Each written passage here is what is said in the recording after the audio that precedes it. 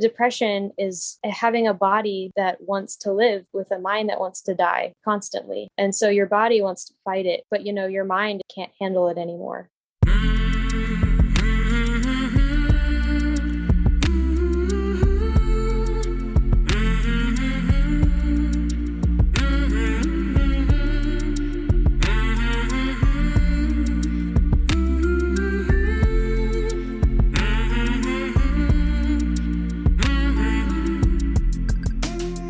Hey there, my name is Sean and this is Suicide Noted.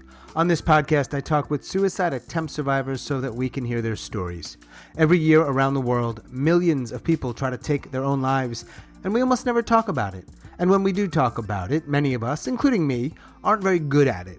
So, one of my goals with this podcast is to have more conversations, and hopefully better conversations, with attempt survivors. I am going to keep trying.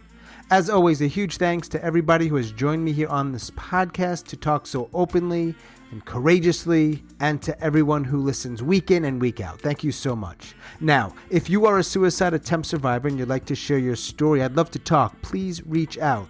hello@suicidenoted.com or on Facebook or Twitter @suicidenoted. And remember, we are talking about suicide here, so this may not be a good fit for everybody. Please take that into account before you listen. But I do hope you listen because there is so much to learn. If you'd like to help us out, we'll keep doing what you're doing. Listen, let people know about the podcast, especially people who may need to hear it. Share it on social media. And if you listen on Apple Podcasts, please rate and review it. That really does help. Thanks so much for that. Today, I am talking with Autumn. Autumn lives in Virginia, and she is a suicide attempt survivor. Hey, Autumn. Hi. Thanks for joining me today and for listening. I really like the podcast a lot. It's just something I can strongly relate to. You can? Absolutely. A lot of people wouldn't say that. Yeah, I think that's why I listened to it in the first place, because I just felt like I was probably just feeling like I was in that place on a particular day. Maybe a month ago is when I discovered it, actually, but I've never actually done anything like this before in my entire life, like a interview / conversation / podcast. The only person I've ever really talked to remotely, professionally, or of any kind besides whatever this is, yeah, is like a therapist. Never actually publicly talked about it ever. So, but it's really exciting, but I'm also really nervous. You are? Yeah. You're excited to do it and you're nervous to do it. Yeah. Okay. And you are in Virginia. How old are you, may I ask? Oh, sure. Yeah, I'm 22. I just graduated undergrad this past May. So I'm just taking a couple of gap years and just working right now. And I'm a science major there and a foreign language minor. Science and language? Yeah. Do you want to do this conversation in Spanish? I could try, but You're not doing it in Spanish. Necesito aprender un poquito de vocabulario. Igualmente. So, Autumn in Virginia, 22 years old, recently graduated. Did you at some point in your life attempt suicide? I did just over a year ago. So Halloween was sort of like the 1 year period, actually. I was 21. Well, let's talk about that if you're okay with it. Oh, yeah, absolutely. It's always tricky to know where to start these things, right? So do you have a spot where you're like, here's where I think the story actually begins? I hope I don't sound like a counselor or a therapist. I'm just a random dude in North Carolina. No, I'm super thankful for this opportunity. I hope it can make people feel the way I did. So even though I'm not super good at being vulnerable, I'm way better at it than I used to be, which I don't even have an earliest memory of it because it happened like my mom and dad got married out of the military. They didn't know each other like probably as well as they should have gotten to know each other. Once they had kids, which was my sister and I, she's younger, I'm a couple years older. So she doesn't remember as much as I do. My dad actually, he was dealt a pretty crappy hand for his childhood, I guess. And it's not an excuse, but he spent so much of his younger life as such an angry person. He was just so mad at everyone and everything and had so many grudges. And I think some of what happened during our childhood was a result of that pent up anger. You know, he had a sergeant voice. Like if you've ever heard like in the movies, the sergeants like in or G.I. Jane, you know, like how loud some of those men will yell. And, you know, our dad used to yell at us like that over very small things like not sitting up straight or like not using our fork the right way when we ate our food. And we were like maybe 5 or 6 years old or something. He was a firm believer in corporal punishment. And he thought that, you know, fear was the best way to get you to listen and respect someone and follow the rules instead of, I don't even know if he knew another way at the time. He just wanted us to be scared of him, I think. And that's how he got us to listen to him. So, Were you scared of him? extremely scared. I don't know. Sometimes I think that's why my relationship with him feels really detached, because I still make an effort to see him to this day. He only lives about an hour from where I'm at right now. But it's always just this happy go lucky attitude because none of this stuff from the past was really ever addressed because I was too afraid to bring it up. I get like, I sort of feel the shakes like every time I want to talk about it, but I don't because he was had such a harsh, like stoic exterior. You know, I could never figure him out. Like he just never showed any kind of vulnerability or emotion ever. And, you know, when he would enact these corporal punishments, like there was this one night I drew on some of my toys or something. Big Thomas the Tank Engine fan when I was growing up. So I had like a wooden train table and all that stuff, kind of like you would see in Barnes and Noble stores in the kids section growing up. That's kind of what I had. And I like just kind of drew with this really sparkly pen. I thought I did a good job, but you know, he got extremely upset and I just remember just little fragments from that night. I think I wasn't like all there, I don't think, but my mom was there and my dad, he had this thick wooden paddle that I think he carved out and he carved holes in it. So every time he would hit us with it, it would travel through the air faster, I guess, or it would seem lighter. So it would be harder and he would get his message across better, I guess. He just picked me up by like one arm and sort of just kind of continued to like hit me with this paddle for like a couple minutes. You know, it felt like an eternity, but after that, like my sister wasn't even the one getting punished, but she was crying and sobbing in the corner. Probably like 3 or 4 years old. And then I just was sitting there, sort of like how I'm talking to you now. I just sort of sat there like this afterwards, and I didn't say anything or cry or do anything. I think I was too afraid to, or I don't know why. I just refused to show any like vulnerability or emotion. And I think that's when my mom said, you know, you're going to make them scared of you. You need to stop doing that. And my dad said, good. You know, like I want them to be scared. I think from a really young age, I really struggled with showing vulnerability. And to this day, I hate crying in front of my family. I don't know. It's so uncomfortable. Crying is so uncomfortable. But I think that sort of set the tone for me just when I was younger and having flashbacks. So when people like yell or do certain things, it sort of like invokes a really negative response in me. It makes me feel kind of freaked out sometimes. But I think I started just really struggling with kind of what a lot of teenagers would struggle with when they were younger, or even before that, just with body image issues and with what other kids say and all that stuff. So I think it sort of began with my younger childhood and just not being able to express those feelings. So when I needed help, I never said anything. Like Mm. physically, if I was in pain, I would just never say anything. And I think that's where this all sort of came from. Mm-hmm. So when you're growing up in your preteen years and your teen years, you're in Virginia. Mhm. Is it kind of normal, whatever that means? Normal is really hard to define, isn't it? Because we Yeah. all say, I wish I could be like everyone else, normal. And I think everyone else is wishing that they could be like everyone else. So I think normal is like a very interesting term, sort of like something that doesn't exist, but it's an idea that we all like. Maybe a better way to put it is like, did you feel okay about things? I didn't realize it wasn't okay until I started going to therapy when I was much older. So it was a lot harder to fix at that point because I really just didn't know any other way. I didn't know anything else until Yeah. I opened some of the stuff that happened. My dad, he would get into physical altercations with my mom, and we would see it a lot. And we would just hear like glass breaking from our room, and we didn't really see what was happening, but we just could hear like the violence and all the anger in the house. And when my mom and my dad got divorced when I was about 7, it was so incredibly nasty. It was horrible.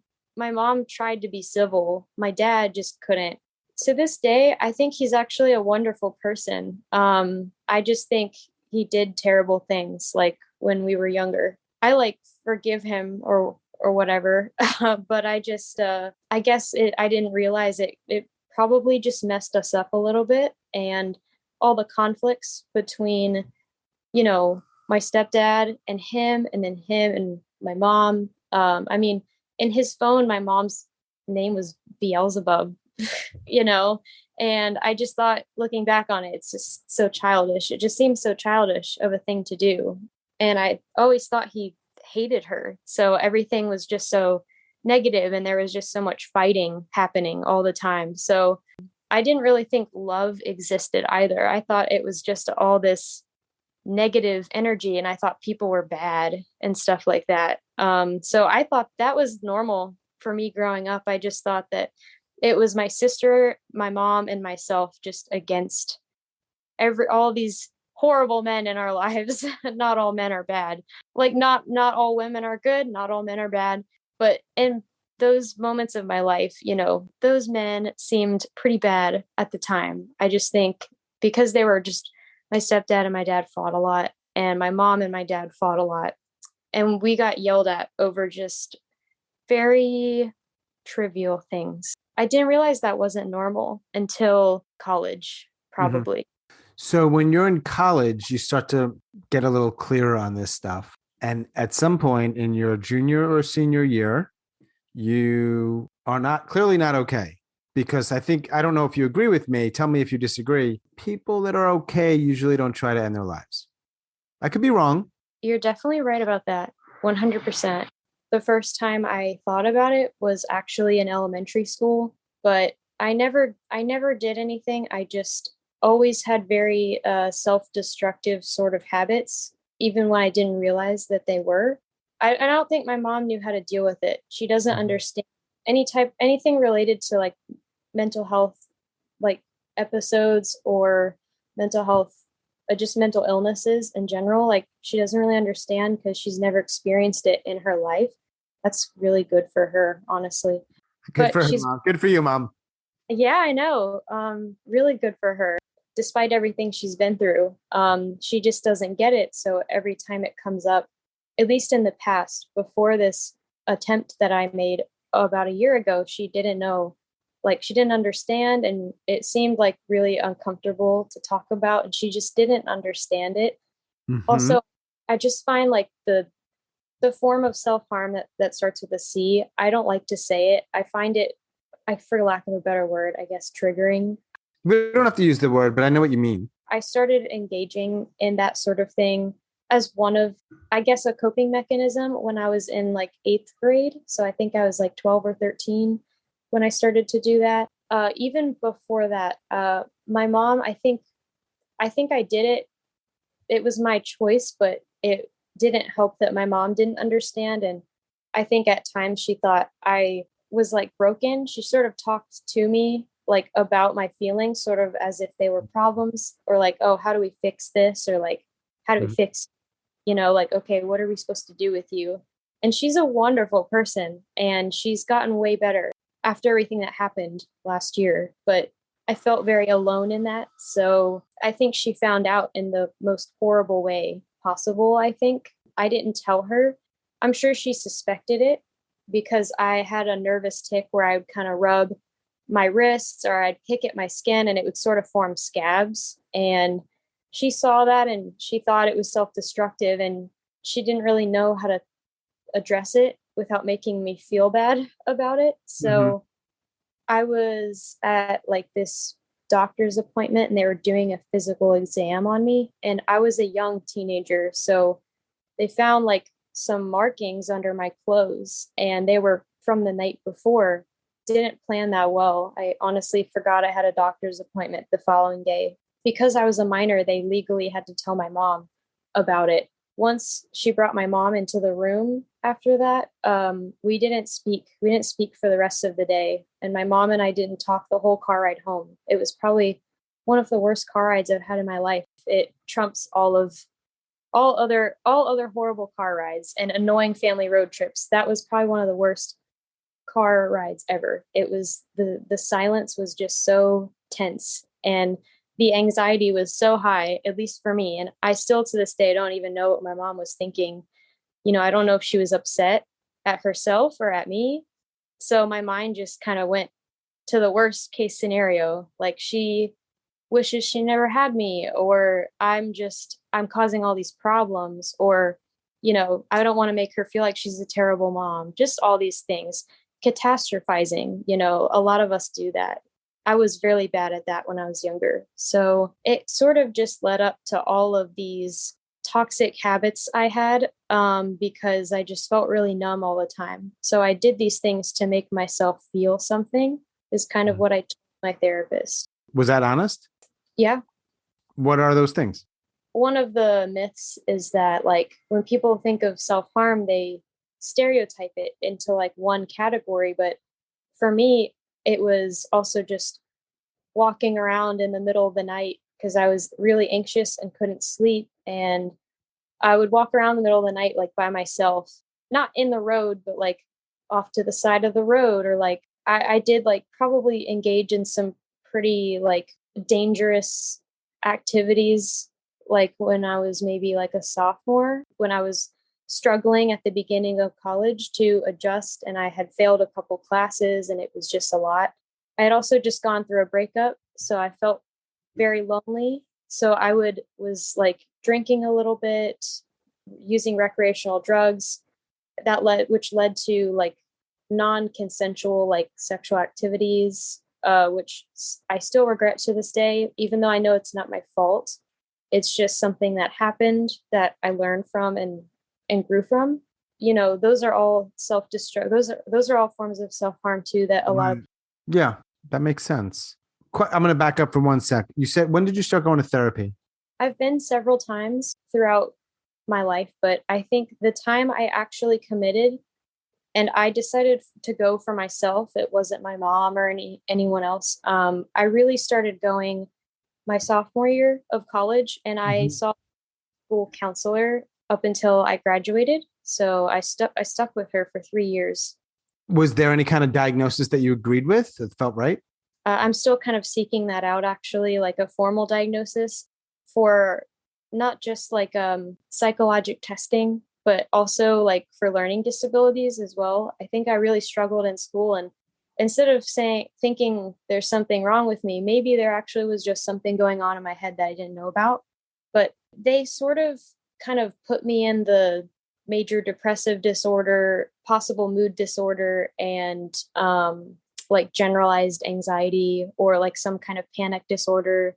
They tried the school like psychiatrist. He prescribed a couple of different medications, and one of them didn't work. I just kind of stopped taking it, and it didn't really make a difference. But he did put me on Wellbutrin, and that was the start of, I don't know, a journey to attempt to heal myself or just heal the past. And I just wanted to close up some of those wounds that I left open to make the present better so I could get better grades, maybe actually have some friends or just one, maybe join some clubs, which I ended up doing. But then my senior year came around and I just ran into a whole new set of problems.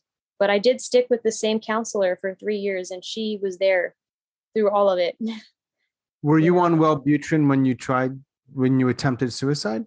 It's one of the things I used, actually. So yes, I was. All right, let's talk about that. So you tried to overdose? I did. That's the way that I did it. It was the most comfortable way for me at the time. Can you share what was going on before? Like, really, something must have changed for you to make that decision. Do you have any idea what that was in the preceding whatever amount of time? I absolutely do. I've always been, since I am so bad at verbal communication, like especially when I was younger, I couldn't verbalize what I was feeling. It was just too uncomfortable. I would just write it down and journal a lot. I actually have journal entries from that go way back, and I have a journal entry from that day last year.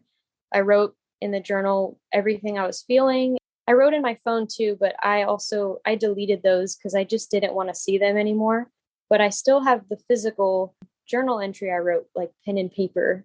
And at that period in my life, there was a lot going on.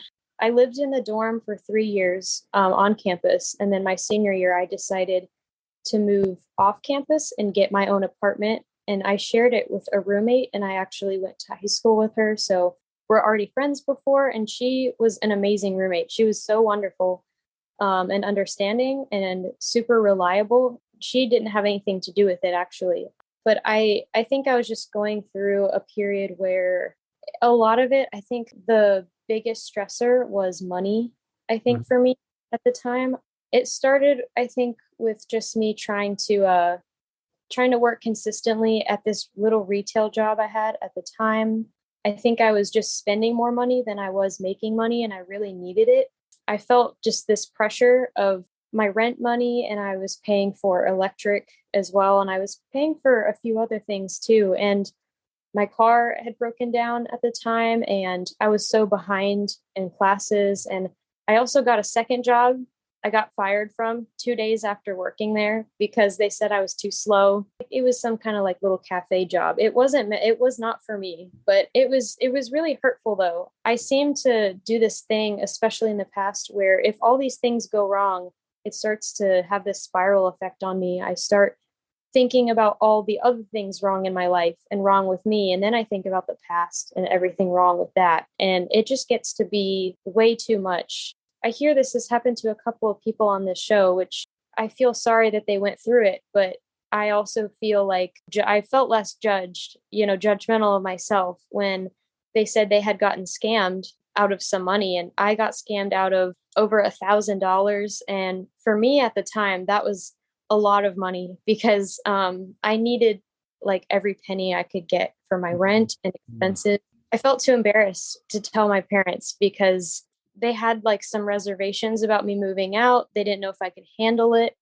And then I'm coming to them saying, oh, I couldn't handle it. I messed up or whatever. Not like I was too proud. I was so down on myself and so embarrassed. And there were a few other things going on as well. But, I just think all of it was it was just too much. So what I ended up doing was I almost did this my sophomore year too, but I didn't have the energy to go through with it in the end. But my senior year, when all of this stuff was happening and school was too stressful and just all these factors at play, it got to be too much. So I decided to devise a plan in which I took all the things out of my drawers, my closet. I emptied like my entire room basically and put all of my things into these bins, sort of like moving bins. Like I really planned on going through with it. So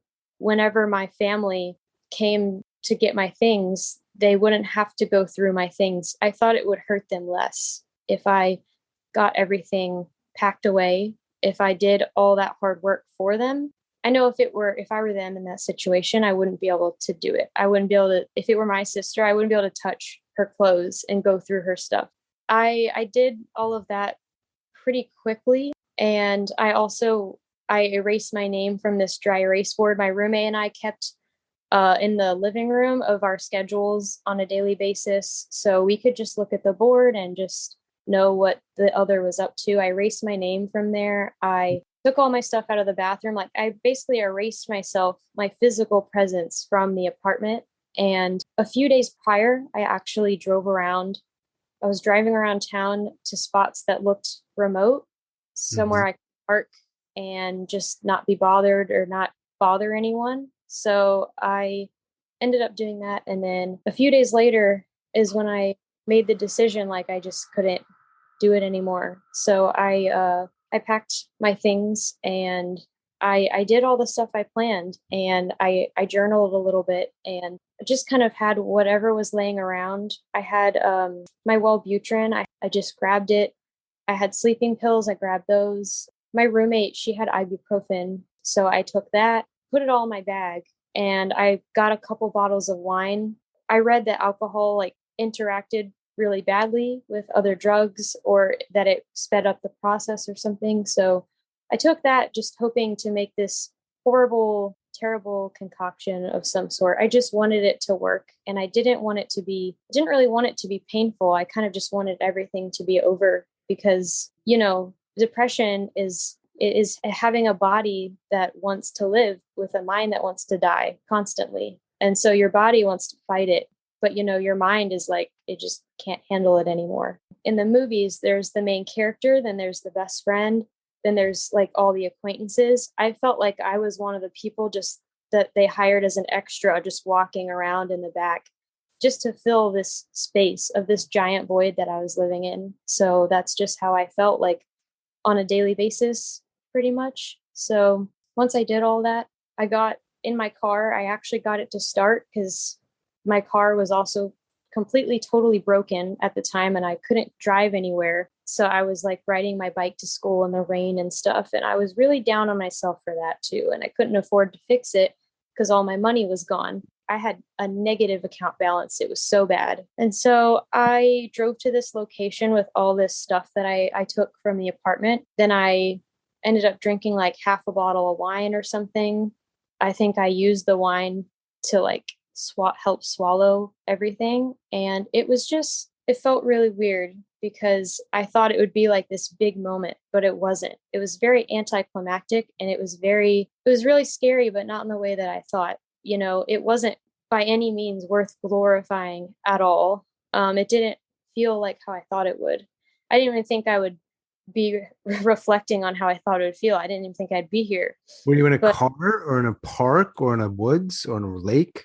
I just stayed in my car, and I parked it behind this building that was clearly closed for the day, around the side. So no one saw me at all. I texted my mom, my sister, and my stepdad. I texted all of them telling them I just really loved them. And I texted them individually. I told my sister out of the blue, like, she's an amazing sister. My mom's a wonderful mother.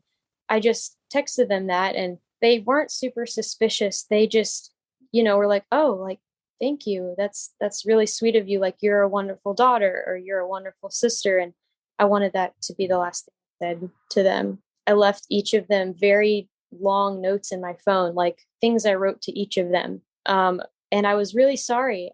The only thing that kept me there for that long was actually them, because I didn't want to disappoint them. And I think it was Max from Ohio. He's probably the person I've related to on this series more than anyone. I think it was Max from Ohio, because he says, you want to do this thing, but you have to make other people happy, and you have to be like a good little human, and just go through life and do what society tells you. And I was like, I thought I was the only one that felt like that. But then I listened to that episode, and I was like, wow, there's two of us. That was my favorite episode. Shout out to Max in Ohio. What's up, Max? Yeah, that was such a wonderful episode for me to listen to. It was like an awakening. It was like, oh, I need to do this podcast now. So did you fall asleep? The part is actually the craziest thing about the whole entire thing, I think. And to this day, I still can't explain it. I had a lot in my system, obviously, something that would definitely kill someone. At least that's what my doctors told me. They were like, we're really shocked that you are still here. It was a lot of ibuprofen, which is extremely damaging, to the internal organs, the kidneys. I was going into like kidney failure and liver failure. And by the time I like woke up, I drank this alcohol. I took all of this stuff. I have these fragments, these very like sparse memories of just throwing up in my bathtub, like at home.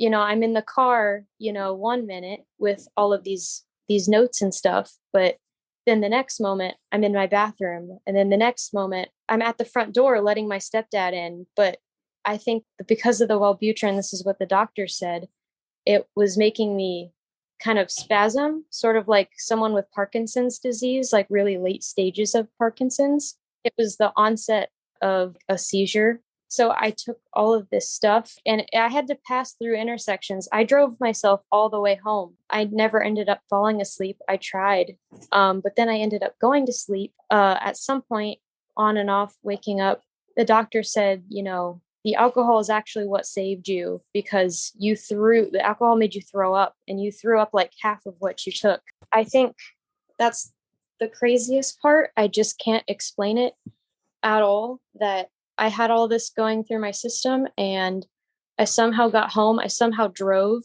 There's so many things that could have gone wrong, or an accident I could have gotten into. I have no idea what time I even came home. I even talked to my roommate a little. I did things that I just don't remember doing at all. It was huge, enormous blackout. And after all that happened, evidently I called my stepdad and told him what happened with my money. And so he came by the next morning and he was going to take me to the bank. And when I answered the door, I was just stumbling over everywhere and I was shaking. My head was shaking and my whole body was just sort of like calmly but consistently spasming. And he freaked out. He was like, "You're shaking like you have Parkinson's. What's wrong?" And he was freaking out, rightfully so. So he immediately drove me to the hospital. And I have no memory of this, but evidently as soon as we walked through the doors, he was helping me get through the doors of the hospital. I collapsed and had like what they call a grand mal seizure. So I was like foaming at the mouth and clenching my jaw, and my fingers were, tightened and closed up, and my neck was back and my eyes rolled back into my head. And all of that happened. I have no memory of it, though. I just remember waking up in the hospital bed with my parents, my mom and my stepdad. They were devastated. Like, they were crying and they just wanted to make sure I was okay. But it's just the craziest thing how so many things could have gone wrong that night. And I made it. Still, somehow I made it. Do you think that it's a sort of a little divine intervention there, or just luck? I have no idea. I shouldn't assume you feel lucky about it. So that's another part of the question. But yeah. I think at the time I did feel lucky and happy to be alive, but I was also very discouraged because I'm like, well, now I have to deal with what I've done. I had to stay in the hospital for a week because of all the organ damage that I had. And I also had to stay because they had to coordinate, figure out what to do, like where they were going to send me next, because it was a very serious attempt that's never happened before. So I spent about a week in the hospital. It was just before Halloween. Then they sent me to a behavioral health center, is what it's called. In the movies, it's called a psych ward, I guess. But well, whatever you want, sure. But it was a really nice behavioral center with people. They were suffering from so many different problems. Some people were in there for the same reason I was. Some people were in there with the worst anxiety I've ever seen in my life. They were drugs, alcohol abuse, just so many different things. And they all were so casual about their stories. And I have trouble with just talking about my feelings, let alone something this serious that I did. And in the end, they ended up becoming my friends while I was in there. And it was about a week that I stayed in there. So I was out of school for about 2 weeks because of the attempt, because of the whole situation. It changed everything. I definitely do still struggle. I would say when it's bad, it's pretty bad. And when things are good, they're usually pretty good. It's really exhausting. I think my mood goes way up and then it goes way down. I explained it to my therapist as a scale of -10 to +10. And most of my life, I live at about a 0. And when I'm happy or doing well, I'm at about an 8 or like a 6 to an 8. And then when I just have, I guess, sort of a depressive episode or anxiety or something, or panic attacks or whatever it is, it goes down to like a -8. And it's really hard to get back to that 0. I just think most people live life like pretty content, and the sad periods are only temporary. But for me, when I was happy, like that was the temporary thing. And I felt very comfortable and content living in that sort of sadness, that little, I don't know, that sort of negative, slight negative range. But a lot of that changed after this attempt, especially with my family, immensely. My mom, she still doesn't understand like what I was going through by any means, but she is so much more understanding of that I just was going through something, and she's so much more sensitive to that topic. She doesn't like make jokes about it anymore. She realizes that it was a real problem for me, and Mm. she knows that I've been engaging in self-harming and kind of reckless behavior, since I was really young. She's known about it for a long time, but and she was worried when I was younger that something like this would happen. But I think Mm. when it did, it was a huge awakening for her, not like a wake up call, but she knew how bad it was. It finally just helped her understand how serious some problems were that I was Mhm. having. And your stepdad? He's technically actually not my stepdad anymore. My mom and him are divorced, but he's still like a dad to me. So I'm very close with him. You're And living with him. yeah, I am.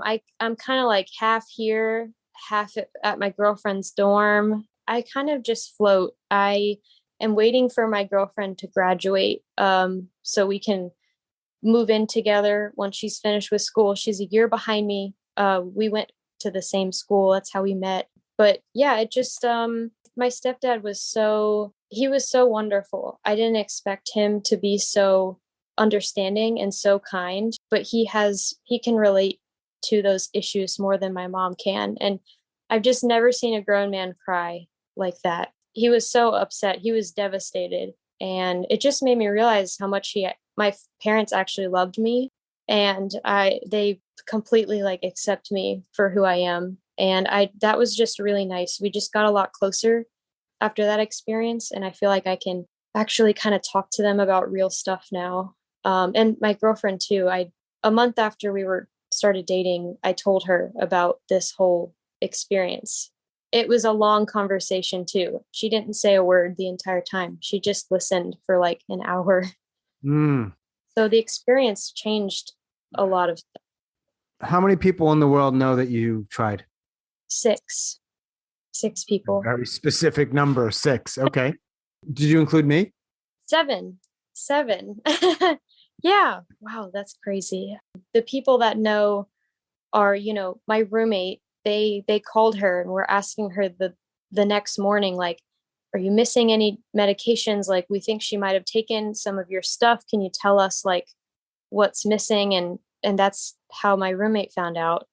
She had no idea before. So my roommate knows. A really good friend of mine from college, she knows because she was there for my roommate while I was gone for a couple weeks. She came over to our apartment, and she spent the night with her a few nights. She was really freaked out. So those two know. My two friends from college know. My mom and my stepdad know. My girlfriend knows, and an ex-boyfriend of mine actually knows, because we just happened to be talking and catching up a couple days before it all happened, and I sent him incoherent text messages that really worried him, and that's how he found out, because I told him I was in the hospital. So those are the six people that know, and now you, seven. There are two people you did not name. I don't know if they should have been named. I don't, or you would have named them. One is your sister, Oh yes, my sister. and you um didn't say your father. my dad doesn't know. All right. So your sister does know. She does, but she doesn't like to talk about it. My biological dad doesn't know. It's just a conversation I'm not ready to have with him, because there are so many other things. There are so many other things I need to address with him and fix in my head before I even think about telling him something like that, Yeah. because the only person he knows me as is this very cheerful, happy go lucky person. He would be shocked. I don't even think he would believe me. He would think it was a prank or something at first. Yeah, he has no idea any of the struggles I've ever had actually growing up.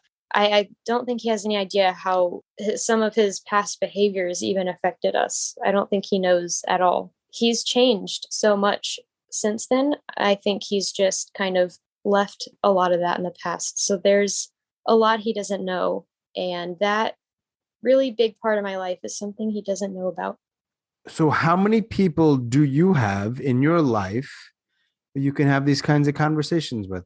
Actually, just one.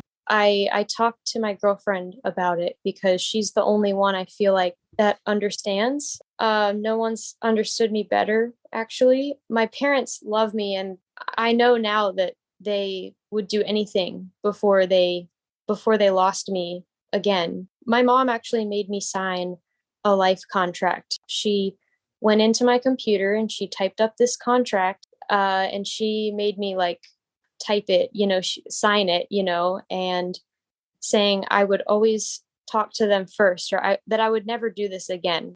She made me like promise I would never do this again. So I usually don't talk to her about these sort of things. So, let's just back up for one sec. And I'm not picking on your mom, but the people will hear this. Whether it's something like that, asking someone, or even more than asking them to sign something, saying they're not going to do whatever they will not have any bearing on their actions, presumably. And in your case, tell me if I'm wrong, of course, you already had a type of relationship where you weren't going to talk to her, but it certainly didn't help, is the point. No. It didn't do any good. You're absolutely right. It left a sinking feeling in me. Like it just reminded me of how damaged everyone else is, when you start to go through with this sort of thing. And it damaged a lot of people around me for a long time, actually. And it was just hard to even talk about certain subjects that even reminded them of this subject. It was walking on eggshells for a few months. I think they just weren't suspecting it at all. My therapist wasn't either, but it was a little easier to talk to her, because she specializes in this kind of thing and she understands. My girlfriend is completely different though. I'm like not afraid to let myself feel depressed or sad or anxious around her. I just don't cover any of it. With my parents, I really do kind of still put on a little bit of a facade because I don't want them to think I'm not okay. Because if I'm not okay, even if I know I'll be okay tomorrow, the next day, I'm just having a short temporary crisis, as one does. I don't want them to think it's going to lead to something else. And so my girlfriend is the one that I tell, and she's the one I communicate with the most. I had a really kind of another close call a couple weeks ago. We got into a disagreement. We don't yell. I don't do yelling, but we didn't even fight. It was just a disagreement, and it was a sensitive subject, I think, in the relationship. And I just started to spiral and do the thing where I think of everything that's wrong with me and everything that's wrong with my past and my life and the things I wish I could redo. And I hear my mom's voice telling me like not to dwell on the past or that's stupid or something like that, which makes me feel even worse. Her hypothetical voice yelling at me for something she probably wouldn't yell at me for. And the next thing I knew, my girlfriend was shaking me awake because I had fallen asleep on the bathroom floor, like in here. And there was a bottle of Wellbutrin, I guess, that I had taken out. And I'm not on that medication anymore, actually. I'm on a couple different ones, but I was still getting that prescription for a few months after they switched it. And I don't know why, but I kept it. I wasn't taking it anymore, but I kept it because I thought one day, like, I don't know, my girlfriend, she was not mad at me, but she said, why did you keep this? Why do you still have this Wellbutrin? Like, you know what happened the last time you took this. I told her, I don't know, like in case I needed it again. It obviously made her upset, but she understood. She didn't make me feel bad for it. And she let me keep it, actually. I still have it. I'm a lot better at talking to her more after that incident. But it was another close call, I think. I just got really close and then I guess sort of faded out a little. She was shaking me awake. I guess I was just laying on the floor and I really scared her. So I would like to say it was a life-changing experience and I wrote a book about it. but it's not the case at all, actually. I think I go through really good periods, but I also still really struggle quite often. And I think I'll just carry this history with me for the rest of my life. And I'll still continue to learn things from it. And maybe someday I'll tell my dad if that ever happens. But I think that my girlfriend is mainly the reason I'm still here, and the reason I want to do this podcast, and the reason I want to wake up tomorrow morning and go to work. It's definitely because of her, because she's so understanding and she just listens. I've never really had that before. They always want to tell you what to do. My parents always tell me, they're like, oh, there's so many other ways, don't do that. And my girlfriend just listens. Yeah, the power of one person, man. Wow. What are the odds that you are not going to be alive by your 25th birthday? Well, I like to take it day by day. I take things day by day. So if I were basing that off of this moment, the chances are very high, like over 90% likely, that I will celebrate my 25th birthday. I give it 3 layers, just how I'm doing. I always base things off of how I'm doing in the moment, how I'm doing like in the long term, and also just how happy I am with my life. It's sort of like 3 little layers, like an onion of happiness, I guess. If I'm basing it off of this moment and just how things are going in my life, I would say it's very likely that I will actually 25th birthday. And I'm actually, in this moment, I will say, at least, I'm really grateful for that. What helps more than anything else to not feel shitty? Just having something to look forward to. Again, Max from Ohio really just he said in the podcast episode, you cope in your own way. And I didn't judge him for coping this way, because I'm like, wow, that's what I used to do all the time, which was, suicide is this really taboo topic. But, he knew that was something he could rely on. If his days were really bad, or if things just too horrible, he was like, yeah, this is an option. At the end of the day, it's an option I still have. And I'm not always opposed to just thinking about it. And that used to get me through each day, just knowing I did have an option. But nowadays it's even just the smallest things, having something to look forward to, like, my sister coming home for Christmas, or, the sandwich I had in the fridge that I'm really excited to eat. Like, it just really small things. I think I try to have a lot of small things to look forward to. And these days, that's kind of what helps me the most. Other than what you'd said about self-harm, is there another myth that you think is bullshit? You want to call bullshit on? There's a lot. There's so many. One, I have several, but one of the ones, you have to have some sort of trauma, or you have to be not okay to seek therapy or to seek help. And I think people that would consider themselves happy people, I think they should go to therapy too. This whole world would be so much better if we actually could talk about these things and could talk about the really awful things that we feel like we can't say to other people. Because in another episode I recently listened to, I think you asked, why do you think people avoid this topic so much? Or like, why do you think people are so afraid of it? He said that people are afraid of death, and that they don't want to die, let alone they don't know how to deal with someone that. Right. And I also think just the whole subject of it having to be like this horrible thing. I mean, I think that's why people don't talk about it also, because if someone walked up to you and said, I feel like killing myself, a lot of people are like, what am I supposed to do with that? You don't burden someone, for lack of a better word, with that information. At least me, that's too much for most people to handle.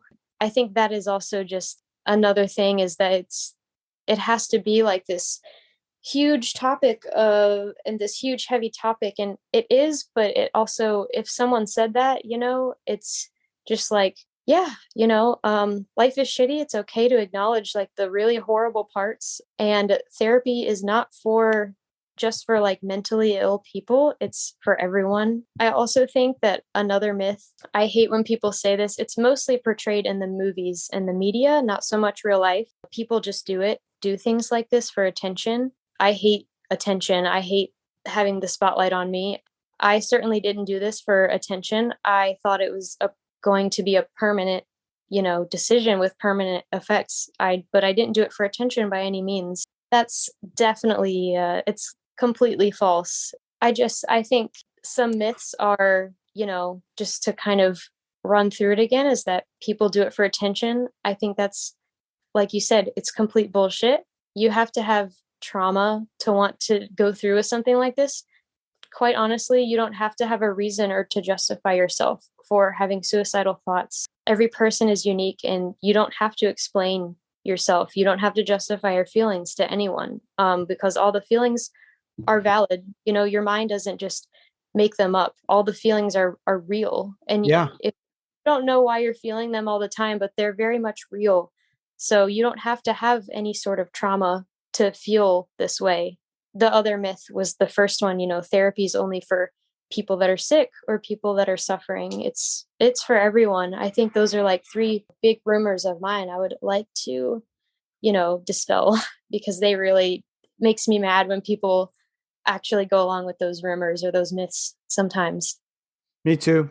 Last question. You were nervous. You said you were excited and nervous to talk. So I'm wondering, because I asked you why, I think I asked you one of my first questions, why do you listen to the podcast? But I don't think I actually ever asked you why you chose to talk with me today. I think you alluded to it a little bit at some points during the last hour, but now I'm asking you, why did you talk with me? And I appreciate it, but why? I think it's a really wonderful question to ask. My girlfriend makes me feel really understood, and I rely on her like as an outlet specifically for that. I don't rely on her all the time because I think that would be unhealthy for her and for me. When I was listening to this, and I just typed suicide into the search bar on Spotify to see what would come up, because I will just watch YouTube videos or listen to things like this. If I'm feeling that way and I want to be understood, I don't want someone to tell me, oh, you just have to cheer up, Charlie, or you just have to need to be stronger. Anything that's coming after the word just is just bullshit. Like you just dot. I'm not even listening to you. Yeah. You don't have to just do a fucking thing. We're done. That's how I am. I'm not as nice as you. I feel like super passionate and angsty on the inside. I feel like on the outside, I try to keep things really, growing up, with all the fighting in my family, I'm like an avid people pleaser. I think happy go lucky Autumn. You said it yourself, right? Yeah. And it's not like that on the inside, but on the outside, it's just how I've always been since childhood. And that's like a whole other hour topic of conversation. Okay. Another day. With all that being said, this made me feel understood. I just felt understood. Like I could feel like my real self and let me feel all of those negative feelings that I was trying to push out around everyone else for so long. So when I listened to this, I found myself going, yes, yes. Oh my gosh. Yes. Yes. It just more yeses and more yeses. And like, wow, there's nothing wrong with me. I feel like I don't have to justify myself because these people in the podcast, they didn't justify themselves either. They just said how they felt. And I'm like, oh, you can do that. And I just hope that I can make someone else feel understood in the way that I felt understood by listening to this. I searched it thinking I was just going to have a sad day. And I ended up listening to this and I actually learned a lot of things. And it helped me learn a couple things about myself too, actually, just by listening stories instead of making me feel worse, because sometimes I just want to be sad in peace and I don't want to be happy in the moment. And unintentionally, it made me feel better. I thought I was just going to wallow away in my feelings. I was just going to listen to sad music. I was going to listen to a podcast about suicide, but it ended up being, instead of getting comfortable in that sadness like I always do, I don't know what I was expecting to get out of it, but it ended up going in the opposite direction. So when I listened to it, I just felt like so compelled to just share my story for some reason. I want so badly to just help or reach at least one person. Like Max from Ohio reached me, If you're listening, I hope you know that you did something good. Max in Ohio. Well done, young man. I just think it's really great to just, all the way from Ohio now here to Virginia, being facilitated from North Carolina, just all this really cool stuff that's going on. And like in the intro to this podcast, you talk about just being able to talk about it and just opening up this dialogue. And it's done that for me. And Good. my girl's the only one that knows I'm doing this podcast, but in the future, I tell my parents. But I just think for now, it's easier to handle just with her knowing. Is very excited and very proud of me for doing it. So the support is super cool. But I was unintentionally more inspired by this podcast than I thought I was going to be. So that's the reason I did it, really. I appreciate it. I'm sure people will hear it and appreciate it too. And also, by the way, I'm not surprised that your girlfriend is so supportive. I'm sure she's awesome. And I could be wrong here, but is not Virginia for lovers? I mean, isn't that literally like that's on the t-shirts? Yeah, that's well, exactly. Of course you're going to have somebody. I mean, come on. It's like written in the whole tagline of the state. Do you even live in Virginia if you don't live by the mantra? You know? Right. Not a pressure. A lot of pressure in Virginia. It's one of my favorite things, though. It actually fits. Virginia is for lovers. Really is. Anything else you want to add before we skedaddle? I always have this thing where in any conversation I have, I always say that's all. And then I get back to whatever I was doing. And then I think about all the things that I wish I would have said. So yeah, sure. This is the same kind of deal. I think in the moment I have said everything I probably needed to say. And I hope that it's helped someone, like other people's stories have helped me. I've listened to nearly all of them and they're all just incredible. All these people are so incredible. And I know that there are so many people going through all sorts of different things pertaining to this topic, the subject that we're on. I just hope that they're doing well, like that their days are good, whatever they decide to do. I hope that they just feel like sort of like how I feel, that the podcast is sort of like a little small support system. And that's sort of what it felt like to me. And when I get off of here, I'm probably going to think of a lot of things I could have said, but I'm just accept that that's going to happen and just that. Just know that, this may not help at all, but most people, from what they've shared with me, feel that way, right? You're never going to get it perfect, and trust that you got most of it out there. If we did this exact same thing 10 times, it'd be similar.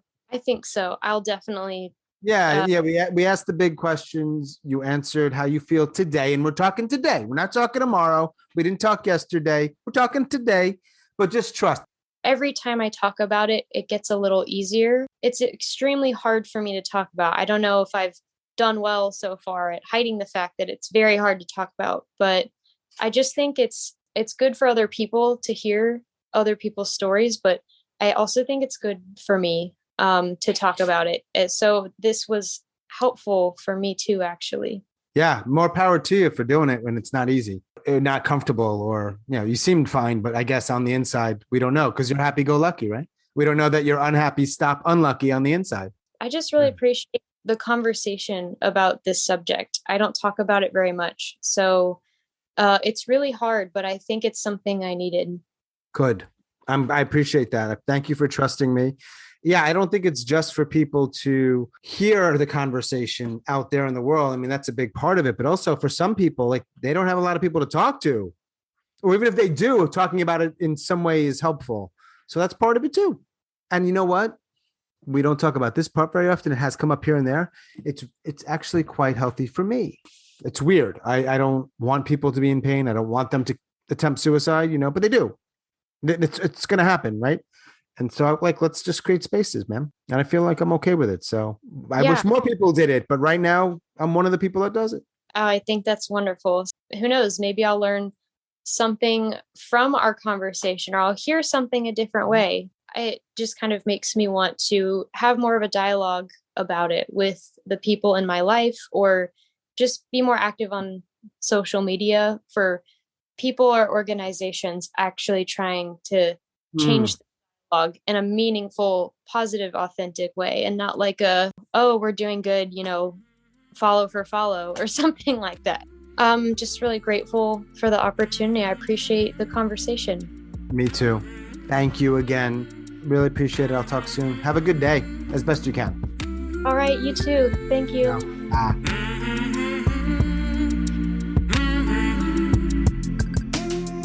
As always, thanks so much for listening and all of your support, and special thanks to Autumn in Virginia, our final conversation of 2021. Thank you, Autumn. If you are a suicide attempt survivor and you'd like to share your story, I would love to talk. Please reach out. hello@suicidenoted.com or on Facebook or Twitter @suicidenoted. Check the show notes for information on how you can support the podcast. And if you're interested in story stuff, I've got another podcast called Grit, True Stories That Matter. Check it out. That is all for episode number 88.